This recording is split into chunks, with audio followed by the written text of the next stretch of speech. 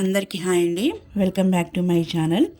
ఈ వీడియోలో జనవరి 2025 కొన్ని కరెంట్ అఫైర్స్ చూద్దాం.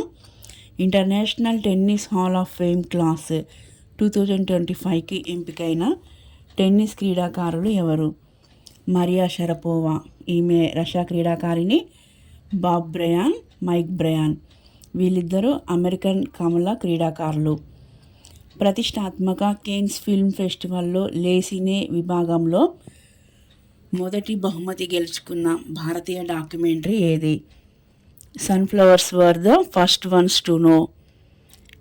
అంటే ప్రపంచవ్యాప్తంగా ఉన్న ఫిల్మ్ ఇన్స్టిట్యూట్లలో చదివే విద్యార్థులను ప్రోత్సహించేందుకు కేన్స్ ఫెస్టివల్లో లేసినే విభాగం ఉంటుంది.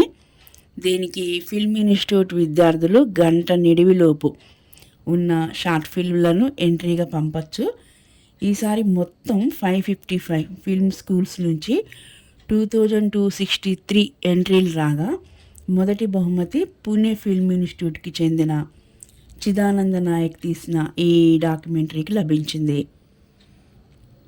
నెక్స్ట్, 1960% ముస్లిం జనాభా ఉన్న ఏ మధ్య ఆసియా దేశంలో ఇటీవల మహిళలు హిజాబ్ ధరించడాన్ని నిషేధిస్తూ సంచలన నిర్ణయం తీసుకున్నారు? తజికిస్తాన్. ఈ దేశ అధ్యక్షుడు ఎమోమాలి రెహమాన్. 94లో ఈ దేశంలో మొదటి సాధారణ ఎన్నికలు జరిగాయి. అందులో గెలిచిన రెహమాన్ అప్పటి నుంచి అనేక రాజ్యాంగ సవరణలతో అధికారంలో కొనసాగుతున్నారు.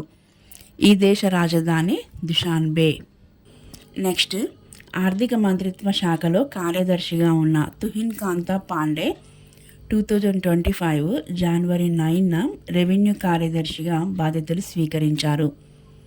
ఇప్పటి వరకు ఆయన పెట్టుబడులు, ప్రభుత్వ ఆస్తుల నిర్వహణ విభాగం దీపం పథకం, ప్రభుత్వ రంగ సంస్థల విభాగం డిపిఈ కార్యదర్శిగా ఉన్నారు.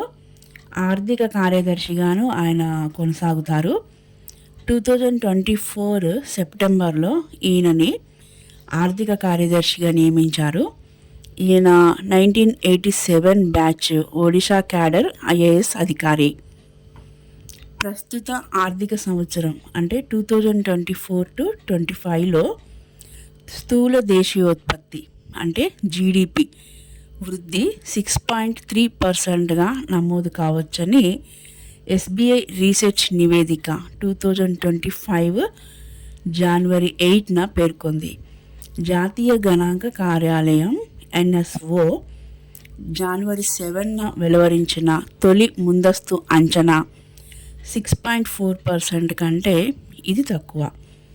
నెక్స్ట్, ఆర్బీఐ ఎన్ఎస్ఓ అంచనాల మధ్య వ్యత్యాసం 20-30 బేసిన్ పాయింట్లే కాబట్టి 6.4% అనేది సహేతుకమేనని ఎస్బీఐ ఎకో ర్యాప్ నివేదిక పేర్కొంది.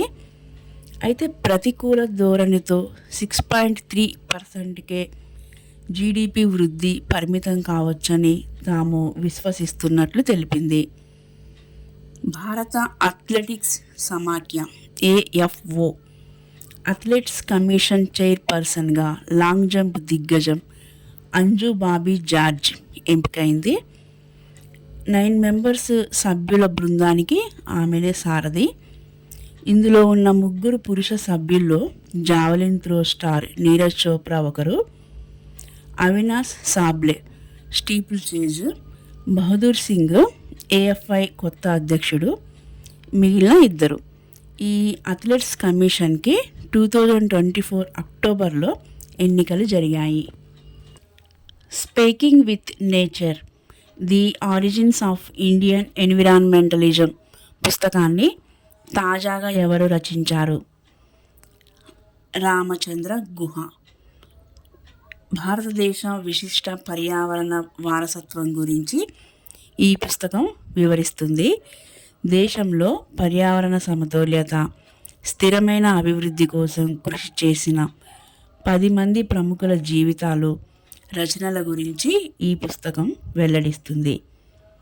నెక్స్ట్, జాతీయ క్యాన్సర్ అవగాహన దినోత్సవాన్ని ఏటా ఏ రోజున నిర్వహిస్తారు? నవంబర్ 7. 2014 నుంచి ఈ దినోత్సవాన్ని జరుపుతున్నారు.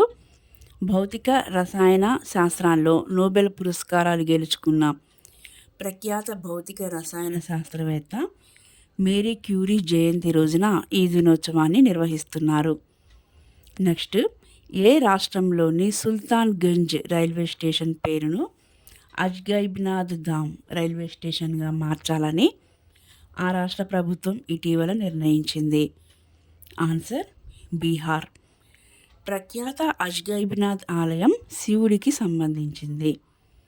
నెక్స్ట్, 2025 జనవరి 1 నుంచి ఏ దేశంలో బురకా నిషేధ చట్టం అమల్లోకి వచ్చింది? Answer Switzerland. 2021లో దేశంలో జరిపిన ప్రజాభిప్రాయ సేకరణలో బురకా నిషేధానికి ఆమోదం లభించింది. దాని ప్రకారం ఈ చట్టం అమల్లోకి వచ్చింది. ఓకే ఫ్రెండ్స్, నా వీడియో మీకు నచ్చినట్లయితే please like, share and subscribe my channel. మరిన్ని వీడియోస్తో మళ్ళీ కలుద్దాం.